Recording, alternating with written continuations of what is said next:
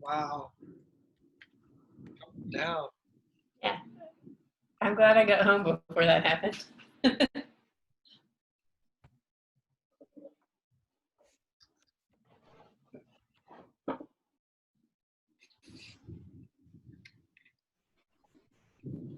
Nice. People keep clicking in.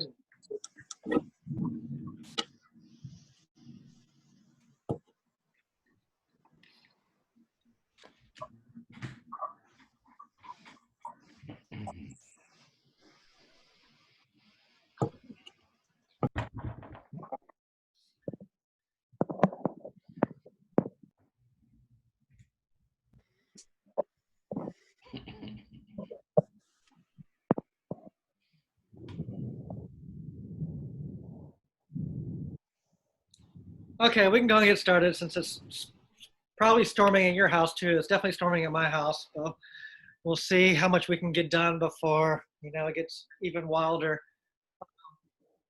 Oh yeah, let me turn this chiming off.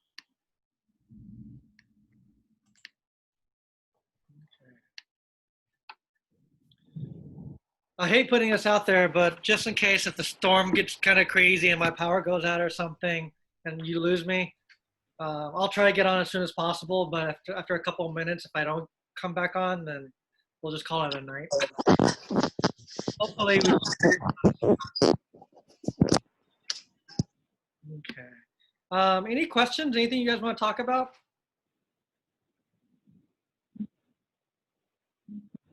Alan, any questions? Let's see. Okay. Nothing's on my mind. Okay. So we have the green light to move to do class Monday in the new studio, but I don't want to confirm that 100% yet until I get a key and I do a walkthrough and figure out how she wants to do her protocol. But once I do get that, then I'll send an email out. It's a small space, so we'll just kind of have to make do in the meantime. But once I get the key and do a walkthrough and figure things out a little bit, I'll send out some information how to move forward with that. Is there anybody who would not want to come to class right off the bat, just out of safety reasons and precautions? Might want to wait a little bit longer? Okay, no problem.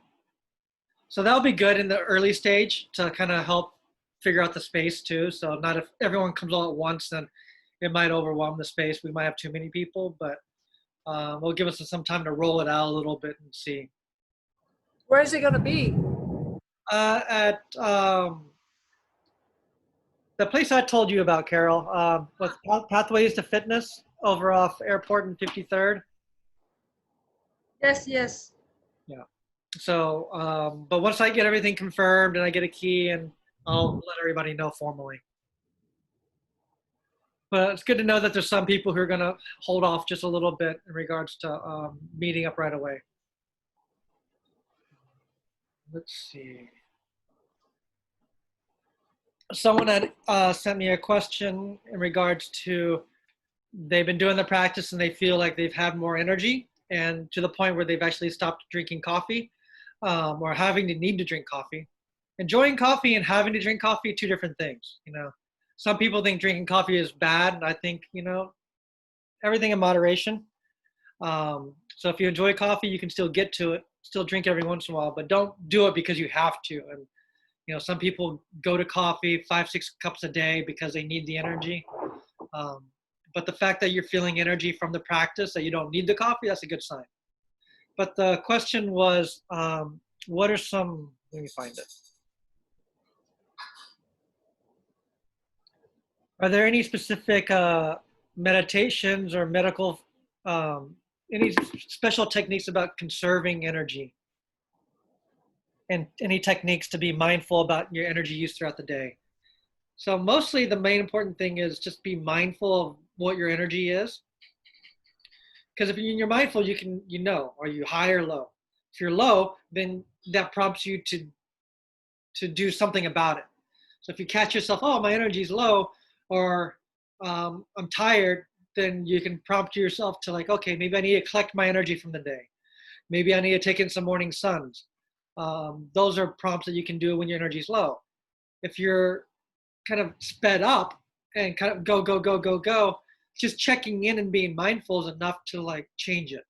You can catch yourself like, oh, wow, I'm kind of really like the Energizer Bunny. I'm just like spiraling out because I'm so amped up. Just checking in and just calming down is enough to reset that. So two different kind of strategies. One would be like low energy.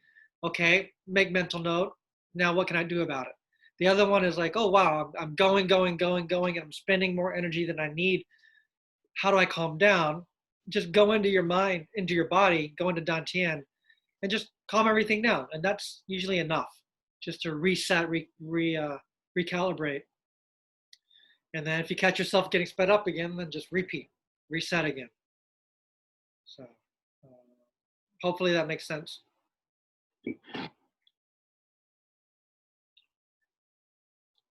Any other comments, questions? Everybody know what I mean by collecting energy from the day? So I know what it means. what now? I think I know what it means. I'd be interested to know what it means to you. Hmm.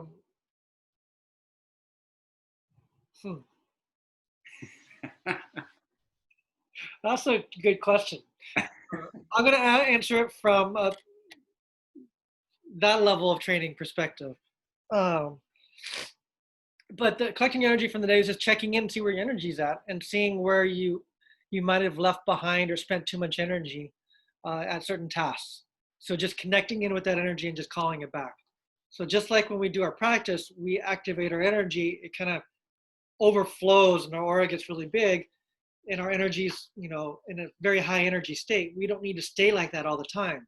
So to calm it back down, bring the energy back in for storage and for longevity, we want to bring it back in. So throughout the day, you can check, how am I spending my energy? Am I so far out and I've exerted a lot of energy? If so, then you can call it back in, just like you do at the end of practice. So is it like just an analogy, is it like you've left breadcrumbs of energy out through the day and you can actually get them back? Yeah, exactly. Or maybe not those exact, but the same quantity. And you mentioned some classes ago that we had an energy signature, I think. Yeah. So that's why it's so like it's so coded to you. That's why it's so easy to call it back, because it is your energy signature.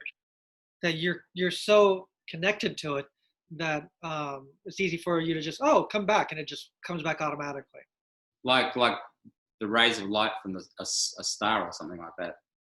No, I think even more specific. Even like a snowflake is no snowflake supposedly is identical. Yeah, you did mention own very specific uniqueness that you can connect to that helps you pull back your energy. So it's almost like if you have one of those little Roomba electric vacuum cleaners, robot vacuum cleaners, there's a home base. So like if I take my Roomba to your house, it's not going to go back to your home base. So it's like the home base is you, and then the Roomba is going around the house. So the idea is like, oh, my energy's somewhere else. Just intend, come back home. And it just naturally comes back to you because it's connected and coded to you.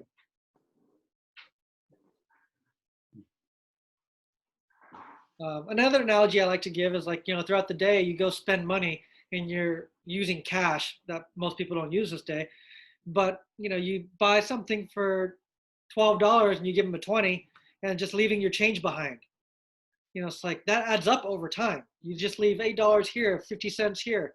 But at the end of the day, you can go, all that change I left everywhere, come back to me, versus spending more than you need to. A lot of times we spend a lot more energy than we need to for the simple tasks that we're doing throughout the day. So you can just check in with your energy and see, am I starting to get depleted? Am I present? Am I in my body? Am I connected in?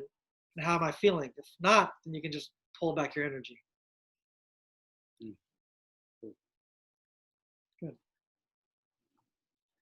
Anybody else who's been doing the practice for a while have their own explanation of what it feels like to call back your energy from the day? I know I've had students who haven't trained in like 10, 15 years who say to this day they still do this part of the practice. And that has been a game changer for them. So even though they moved away and they can't do the practice, they still do the things that they learn and they say it's invaluable. So that's kind of neat to hear. Because that's what you want as an instructor, that people actually do the things that work and put things to practice. So. Would you limit the collecting to the current day or the present day? No, you can go a little bit back sometimes. There's still stuff there. But better, sooner the better. Kind of like when dogs are tracking people, the longer it goes, the harder it is for them to pick up the trace. It's kind of like our chi. Like the longer it goes, a little bit less there is there to call back. Yeah. When I first started doing it, the meaning for me was almost more like, oh, that's what I did today, huh? And that was really helpful. Yeah. But then over time, I felt, that it was really happening. But even on that level, that's helpful. Boy, I wasted all that time doing this, or, I did all these valuable things, And it also allows you to evaluate like certain interactions that you have on a regular basis, maybe with certain people or certain things you do on a regular basis that wastes or exerts more energy than necessary, to Right. where it's a habit and you see yourself, oh, this happens frequently, to where the following day or the next day you can catch yourself in real time going, oh, I'm usually leaking a tremendous amounts of energy with this interaction or by doing this particular habit. That gives you a chance to change it in real time versus just waiting to the end of the day and calling it back. Like you can change behavior in real time based on what you've noticed from collecting your energy. Like worry? For sure. Worry burns up so much energy. Yeah. What else was I going to say? And some of the students noticed that this is really powerful after they've been into a car accident and they felt how much of their energy was dispersed in the moment of the accident to protect them and how much was left behind. And then when they go back the day after to call back their energy from the accident, they're like, oh my God, it's tremendous amounts of energy. And it was really tangible. And they could feel so much shifting from pulling the energy back. So sometimes for people, that's like a game-changing experience to illustrate how powerful this practice is in regards to calling back your energy. And a lot of Qigong practices don't ever talk about this. So I've never come across this really in this particular way in regards to Qigong.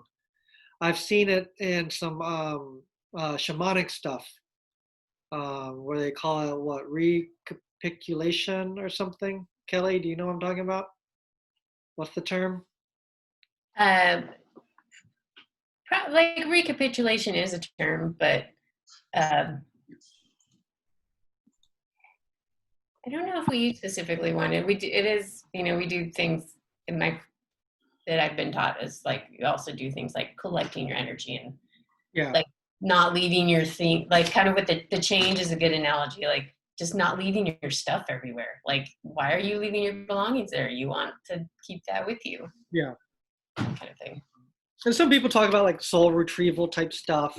And I think that's kind of in line with kind of this concept. But to do it on a really frequent basis, to, not leave your shit everywhere, having it concentrated is useful versus having it dispersed. It's not that effective if it's spread out in so many different directions, even though you still technically have it. It's better to have it in one, collectively. It's more useful. We call it, one of the ways we call it is the energy leak. So you're like, oh, you've got this huge hole in your tire. You patch it. Like, don't just, drive around with a flat tire all the time. Or constantly pumping it up. Yeah. Yeah. So yeah, we want to fix our energy leaks. And you know, we don't talk too much about this, but like the 100 days. The 100 days in many ways is an energy leak. Not the 100 days. What happens during 100 days is we tend to patch the energy leaks because our mind tends to go to, you know, sex and stuff all the time. And when you're doing the 100 days and you're turning that off, it's just like, oh my God, like I can't believe like how much I think about that. Until you go through the 100 days, you don't really notice it. It's neat to just catch where you're leaking a lot of energy on a regular basis. And one major way most people leak a lot of energy is through the emotions. So like Carol said, through worry. You know, we can worry and burn up tremendous amounts of energy. But we can also spend a lot of energy by loving too much too. You know, healers and massage therapists, and they love too much and they want to fix something, they can transfer a lot of energy because they want to do good.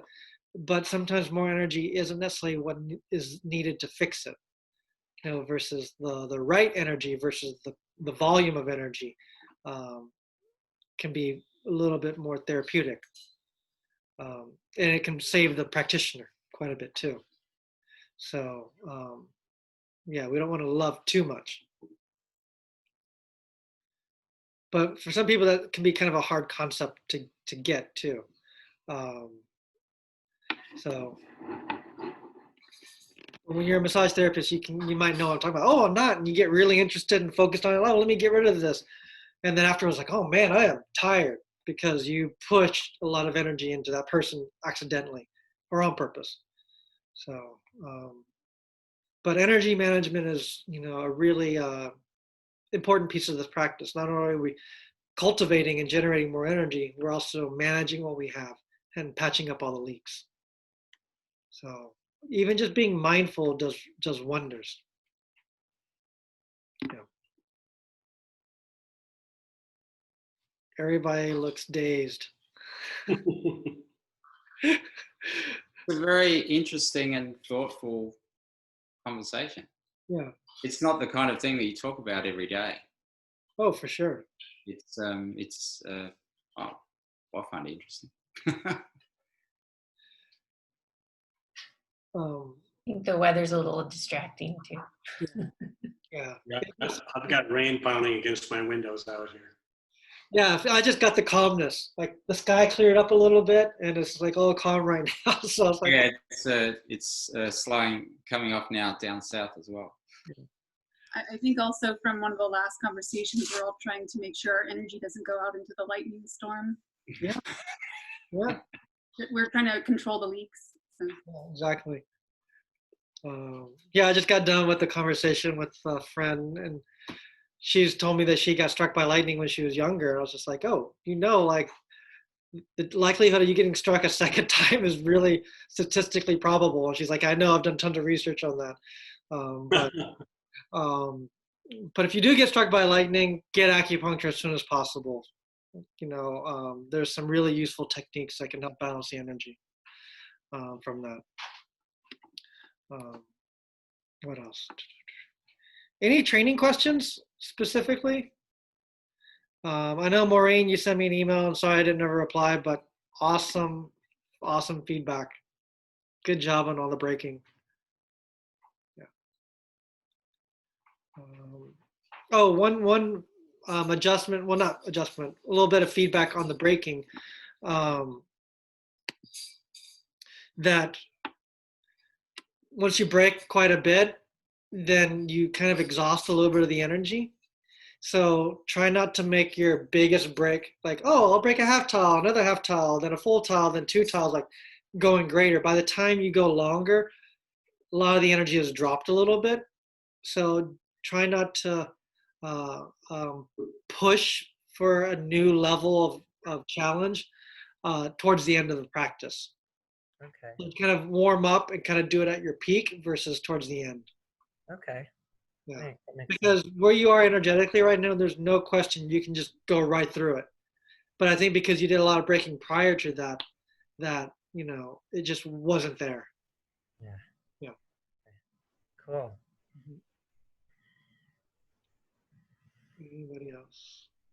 I did post yesterday and it was just neat to feel. I tried to, after you suggested, I tried just taking my hands off Right. and just having my toes touch. And yesterday was the first time where it wasn't like wobbling Nice. it, and it felt like a lot more solid. And then I've been trying to switch between. I can't get both my feet up, but I can get one up. Yeah. Once again, the goal isn't to spend the entire amount of weight, but for a lot of people, they get to that point. But the fact that it's feeling strong and there's stability with that, and hopefully it feels like the energy stays down here more easily, and it doesn't want to kind of you push here and it squirts up to the head. So try to keep it contained in the lower abdomen region. Yeah. But over time, that tends to stay there easier. So that's also a good sign. And then does your training partner notice that anything's changing? Yeah, I mentioned to him the other day, he would, because he was kind of missing a little bit. He's like, oh crap, really sorry, like hit your hip. And I was like, no. And then I told him, like your story about your friend hitting you in the chest and like how I should be like imagining his hand going to the side. He's like, oh, maybe that's what's happening. And then one time he definitely was hitting me. He's like, I felt that in my elbow. He's like, dang. Yeah, that's what you're looking for. Yeah. Probably not looking for, but it's just this experience that people notice is, wow, how am I hitting your belly? It feels like your belly's hitting me, and it's like coming all the way out my elbow. But if he ends up having pain, he can rub the herb onto his elbow. Okay. Because some people, when your energy goes through, it can stagnate their energy and they can get a little discomfort. So, but he seems pretty fit, so he could always just do a little bit of push-ups afterwards, and that should clear it too. Okay, good to remember. Thank you. But yeah, most people, when they're feeling it, they kind of almost describe it as like two magnets. And it's just like opposite poles or similar poles. They just, whoop. But until you get there, it just sounds interesting. But then when you feel it, it's like, whoa. Yeah, well, I'm not sure. Sometimes he definitely is not hitting. He's kind of all over the place, but he has a lazy eye too. So sometimes I'm not sure if it's how much of it's that or like. No, he can pinpoint. He's used to the way he sees things.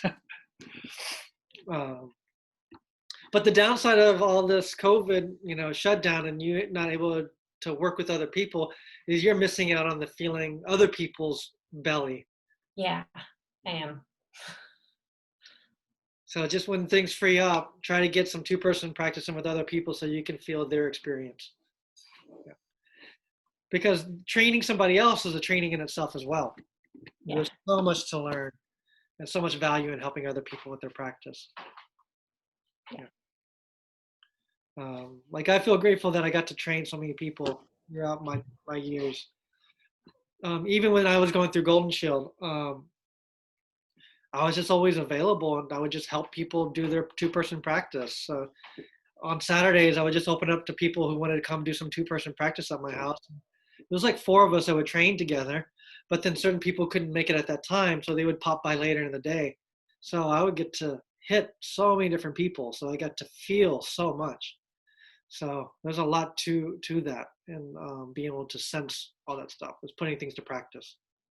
So if you ever get an opportunity to train someone, take advantage of it. There's just so much learning that can happen from helping someone with their training. Yeah, I might hit you up for that list. I know my roommates are going to be out of town for a whole week in June, and I would feel okay training with someone outside. Okay. But yeah, perfect. I don't think inside yet. Yeah. Even if you want to come to my house, we can train outside of my house or close to my house. We can do that too. Okay. Perfect. Okay.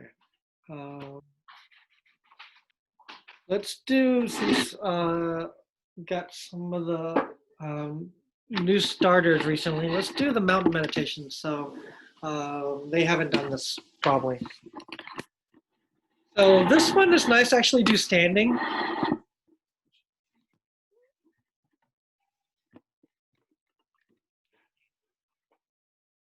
Yeah. Okay. Actually, we're going to do 2 meditations, and I'll just talk you through it. So, hands over lower dantian, feet shoulder width apart, and really try to get your toes to point forward. Don't have them tilt outwards a little bit. So toes just pointing straight forward.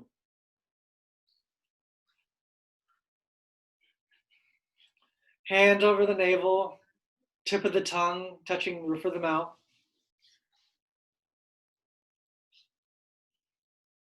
And just bring your mind inside the body.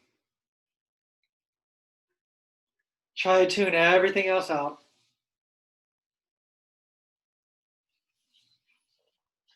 You can feel as if there's a string attached to the top of your head lifting up towards the ceiling. So you can feel your spine lengthen. Everything starts to relax.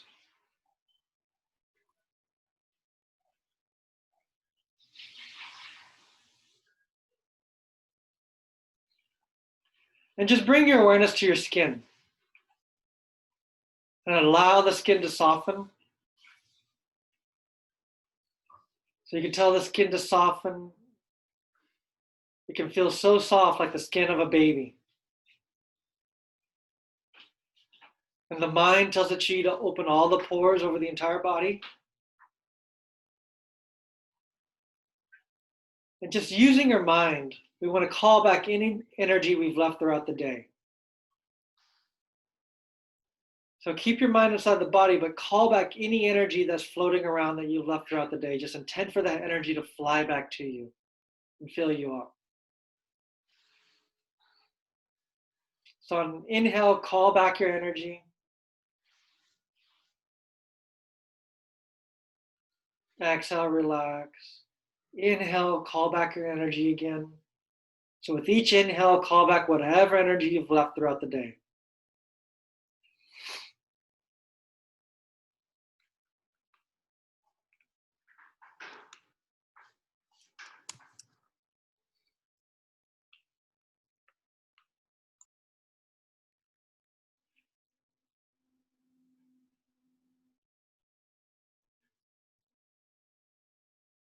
So whatever energy you've left at work, in front of the computer, just intend for that energy to fly back to you.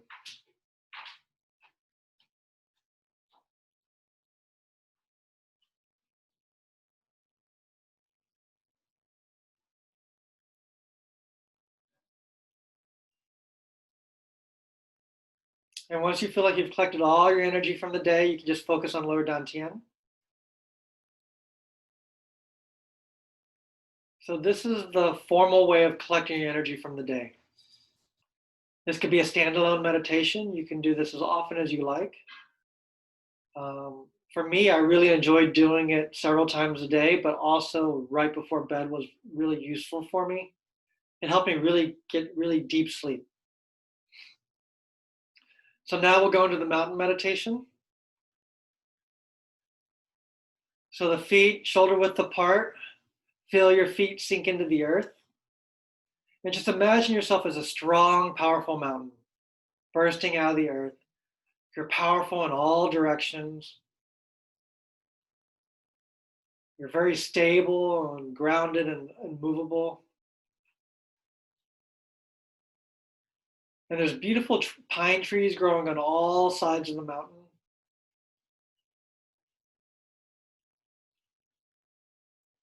So a big, strong mountain with pine trees growing on all different sides.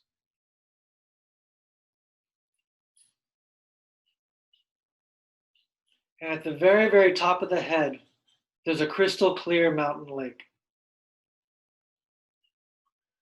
The water is so pristine and so clear, you can see very deeply into the water.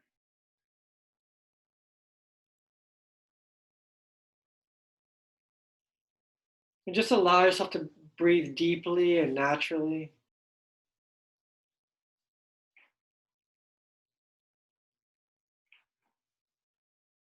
And as you keep breathing deeply and naturally, you start to notice the water level beginning to rise. Inch by inch, it creeps up the banks.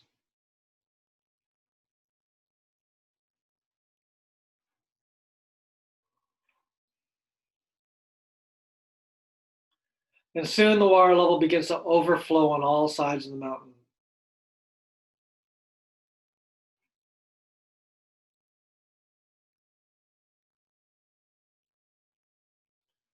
Starts to wash down the forehead and the temples, back of the head. As it tends to flow down, it washes and fills up the eyes and the nose and the ears. It can fill up all the teeth, kind of like plastic bags filling up with water.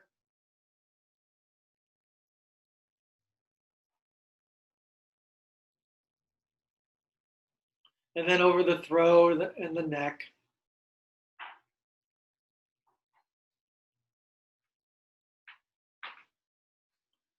As the water keeps washing down the mountain, it flows over the shoulders, upper chest, and upper back.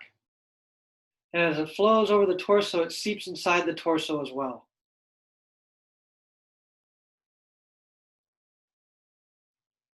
So imagine watering a houseplant that's the soil is really, really dry. And as the water flows down, the soil soaks it all up, but the water continues to flow down as well.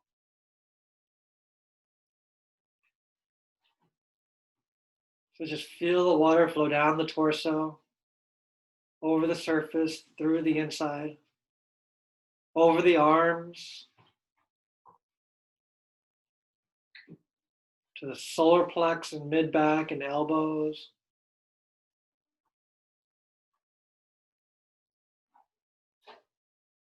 Continuing down the forearms, hands, belly, low back. Strong, powerful mountain, crystal clear mountain lake at the top, just overflowing. Just allow that crystal clear water to flow down the mountain.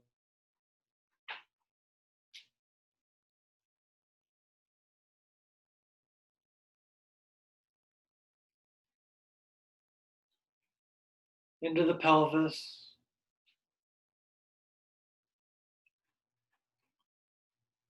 And then it goes down both legs. So you can imagine both legs are like two large hollow cylinders. So it's going to flow from the hips down to the knees.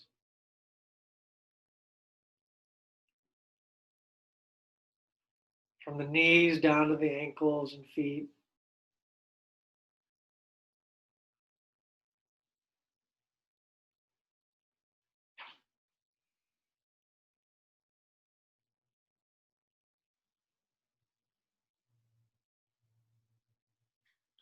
And to make sure the water flows all the way into the feet, on an inhale, you can raise up off your heels. And allow the water flow all the way into the toes. Exhale, drop back down. Inhale, raise up off your heels. Drop back down. And a third time, inhale, raise up off your heels. And drop back down.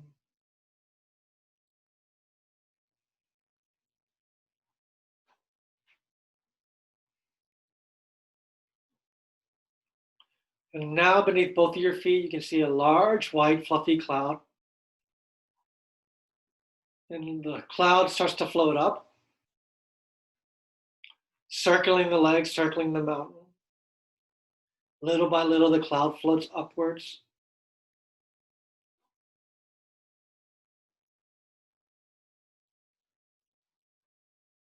To the knees and thighs.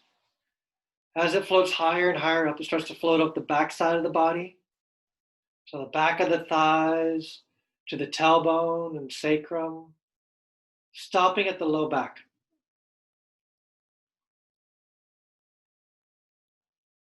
And there's a point opposite of the navel on the spine that we call Ming Men, the door of life. We can open the Ming Men point, and then we want to suck the cloud into the Ming Men all the way into Dantian, into your lower belly. So inhale, suck the cloud into Dantian.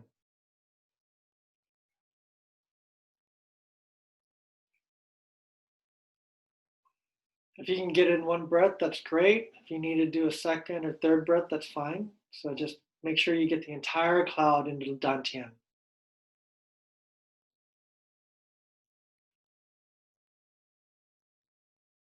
We close the Ming Men point. You still want to feel as if you're that strong, powerful mountain. We have lower Dantian that's very bright, very full.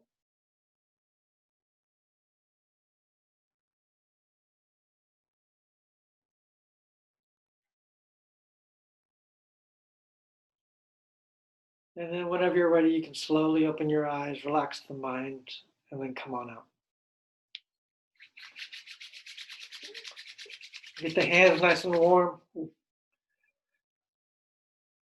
Allow the energy from the palms to go into the eyes. Massage the eyebrows, temples, forehead.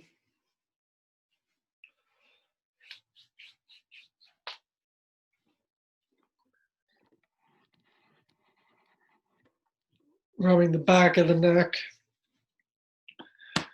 Then tapping the body.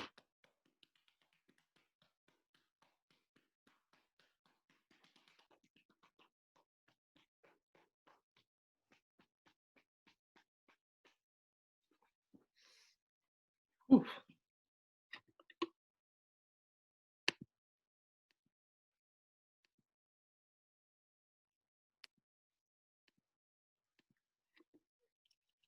Okay.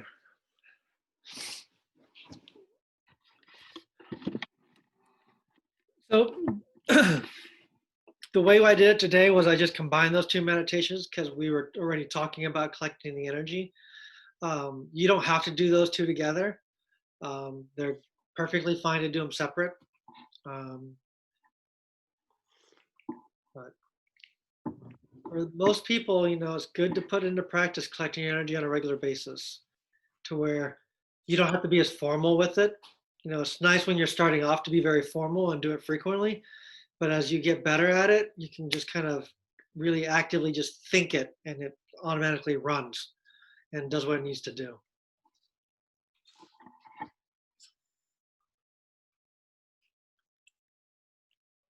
What does the cloud energy represent? A lot of times when we do meditations, when we send the energy somewhere, we usually bring it back. Like with the 9 gathering breaths, we send it forward. We don't just throw it. We send it out and then we bring it back. So as we're bringing the water down, it's washing, it's washing, it's washing. Our awareness is down in the feet. So then when we bring the clouds back up, it's kind of like bringing the energy back up. But it does bring some of the yin energy from the feet, from the earth. So when we go up off our heels, it does allow the energy to fill up the foot really well, but also the physically raising up off your heels, it stretches the kidney meridian and it opens up that first acupuncture point on the bottom, first kidney point. We call bubbling well. So it helps open that point so we can ground and connect to that earth energy very well. So it helps kind of draw in some of that earth energy. So we have downward coming energy, we have upward rising energy, we have the yang energy, we have the yin energy. So it's kind of working with a little bit of that. Mhm. Yeah. But it just allows us to kind of float back up and reset back in Dantian too. Do you guys notice a quality difference with that energy as it floats up? Definitely has a different feel. Yeah. My old roommate would source really good tea from China, and he would go and meet all the different farmers and stuff. And there's a thing with really good Chinese tea talking about when you drink the tea, it has a direct effect on your energy, meaning like it will make your energy do this or do that or do this, or different sensations from drinking the tea has a certain unique energy signature that when you take it, you can kind of feel that energy. Well, he gave us some tea one time and he's like, everyone drink this and let you know what it feels like. And it had this like lifting sensation, like that cloud floating up the mountain. And it wasn't just like he told us what to experience. It was like 80% of us came up with that experience from drinking this one tea.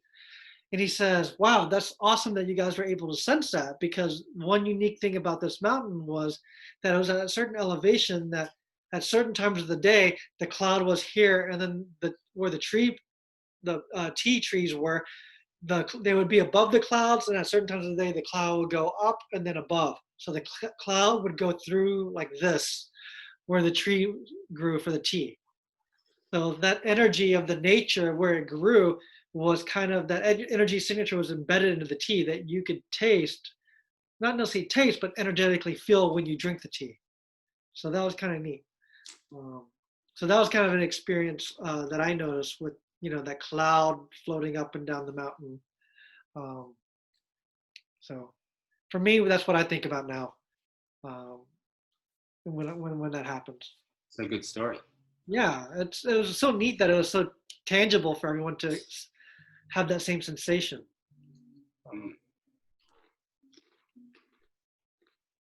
But it just shows how things take on their environment.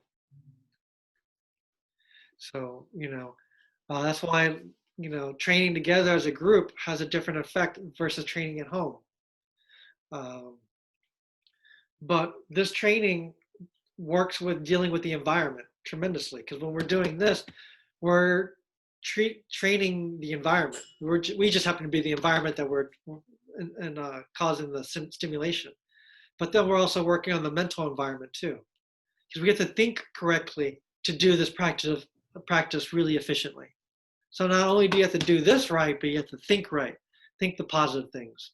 And the combination of those two, working with the internal environment, working on the physical environment, we can drive tremendous amounts of change, especially when you combine the two. Yeah. So much of this practice has to do with, training the environment.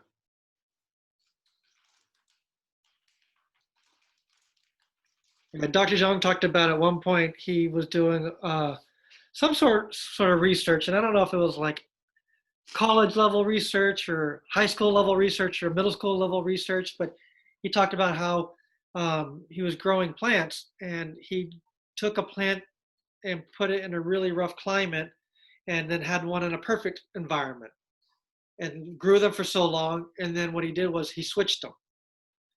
And what actually happened was the one that grew up in the comfortable environment that ended up getting transported into the tough environment died, versus the one that grew up in the tough climate, when it got moved into a good environment, it thrived.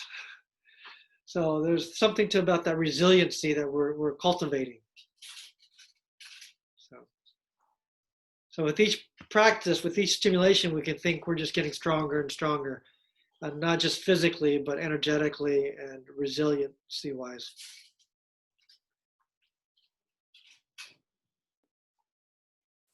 Okay. How's everybody doing? Pretty spacey today. Okay.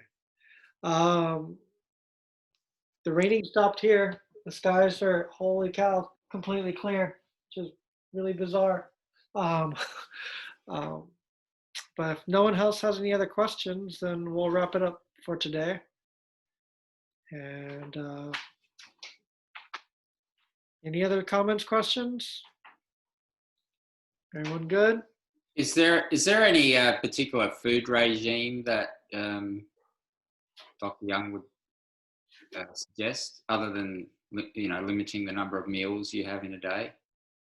Yeah, he likes very natural food. The simpler the better. The less processed the better. The more naturally grown, agriculture-wise, is going to be better. Organic versus non-organic. How you do your food, how you eat your food. Not too much raw, not too much super cold temperature food. Yeah, there's just a lot that I've learned over the years from him in regards to nutrition and diet and stuff like that. So it's hard to say what, are his general guideline principles in regards to food. Does he, for example, subscribe to vegetarian or plant-based or a mix, or? He likes mixed. Um, yeah. But you know, when Asians, when it comes to mixed, though, it's like you have to look in context of their cuisine, and you know, not what we eat fast food here, but what they really eat. And it's like really 95% plant-based, but you know, the protein, animal proteins are usually a small portion that's mixed in with all these other vegetables. And there's a lot of variety with like different roots and barks and unusual things that we wouldn't even think of as food. Uh, they eat. Um, so I feel lucky growing up with my mom from Taiwan eating traditional Taiwanese food, because I ate things that people would think that's not food. That's stuff you put in your garden or compost or something. So I think variety is really important. Eating seasonally is useful. Yeah. Um, but also he talks about um, like he's talked at the United Nations twice that I know of, and the first time was in 1999. He talked at the United Nations in New York, and he talked about government, and we're just like, what? Government? Okay. Thought he was going to be talking about qigong or acupuncture, and then I don't know how many years ago, but it was in the last 7 years or so. He talked at the United Nations a second time, and he talked about nutrition, and he talked about nutrition in a different framework than what we're used to, because we tend to think vitamins, minerals, fat, sugar, protein, carbohydrates, stuff like that. And there's more to it than that. Calories in, calories out isn't what determines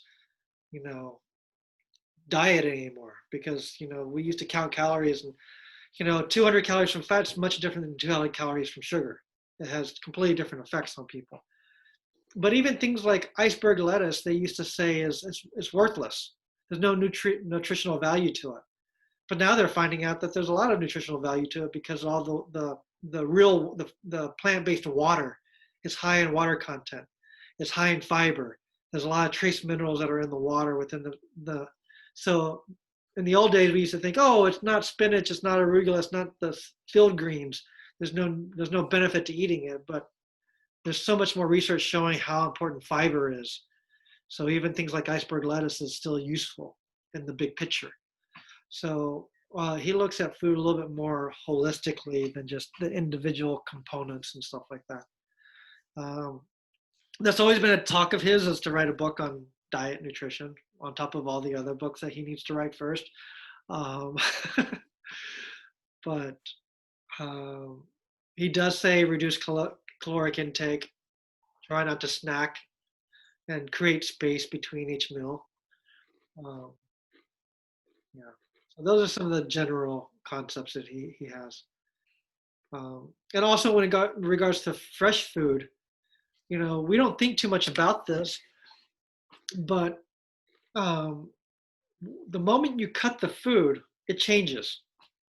So if you're talking about plant-based, if you're cutting vegetables, some kale, and if you were to pick it out of your garden and eat it, it has a completely different nutrient composition, and there's certain chemicals that aren't there, versus like if you go to Whole Foods and buy it, that it looks the same, but it was cut 3 weeks ago, 4 weeks ago, but it just looks the same. But what happens is it changes.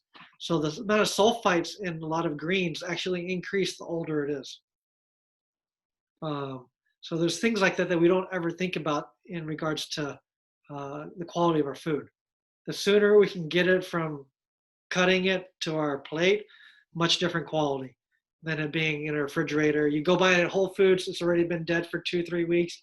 You put it in your refrigerator and it's there for another week, versus going in your backyard and getting something much, much different.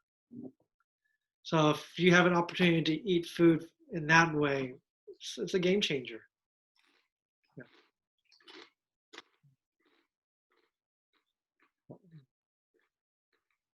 But other than meat and vegetables, like he doesn't really say don't do one or the other. Definitely, if you're going to eat meat, eat vegetables too. But he's always scared of he's not scared, but it's just he's concerned about what we're doing with our produce. in regards to the chemicals that we use to grow them and the hormones that we're putting in there and the chemicals. So that's a big factor. A lot of food they use tremendous amounts of plastic in gardening and agriculture, and that leaches into the food. So he talked about almost 17 years ago, 20 years ago, he talked about in China, there was a particular province that the birth rate of boys being born without fully developed genitalia was off the charts, and it became a public health concern. And they're like, where's this coming from? And it took them a couple of years to figure out where it came from. And what they discovered was it came from the agriculture, and that they had adopted American kind of agriculture practices by starting the growing season a lot earlier. And they would cover the seedlings and stuff with plastic because it was still cold. And then once spring came around, they just buried the plastic sheathing into the soil, and it broke down. The synthetic hormone disruptors and estrogen mimicking chemical, the phthalates and all that stuff, got into the soil, got into the food, got into the water, to the point where it was causing all this disruption in the boys being fully developed. So this was 20 something years ago, before we even heard about BPA and all that stuff, that they had figured that out. So a lot of organic gardening practices use a lot of recycled plastic junk as weed block and stuff like that, or they grow them in plastic containers and stuff, that you add sunlight and water and microorganisms, that a lot of stuff can get broken down and getting into the soil and stuff like that. So he is concerned about that kind of stuff in regards to food, and also the radiation in food, because so much of our food's coming from other countries that it's radiated. So they radiate it to kill off parasites and bugs and stuff. So I understand why they're doing it, but it changes the structure of the vegetable to where bugs don't like it as much. So he talked about how he got some garlic and he planted it in his garden, and then he was digging some stuff up and he found the garlic that he planted from like 2 years ago, and it hadn't decomposed yet. So the fact that it hadn't decomposed meant even the bacteria didn't even want to eat it. So that's kind of a new up and coming thing to probably be concerned about, because we are getting food from so many places around the world, and there's just no research on that. So home gardening, I think one thing that could probably come out of all of this COVID stuff is people are being a little bit more resilient, cooking at home, paying attention to what they're doing, and gardening more. So try to keep that up.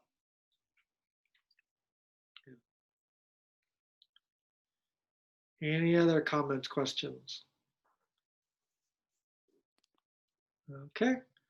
Well, let's wrap it up, and I'll see you guys hopefully in person on Monday. And if not in person, then on Zoom, and I'll try to figure out how to arrange all of that. Cool. Hey, thanks, Stephen. Thank you. Great. Welcome. Thanks. Thank you. Well, Thank you.